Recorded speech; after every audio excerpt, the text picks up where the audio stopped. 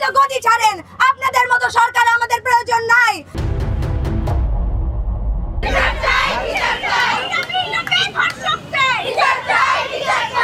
নারীরা আজ শঙ্কিত, নারীরা আজ আতঙ্কিত, নারীরা ঘরে বাহিরে কোনো জায়গায় নিরাপত্তা পাচ্ছে না, নিরাপত্তাহীনতায় রয়েছে।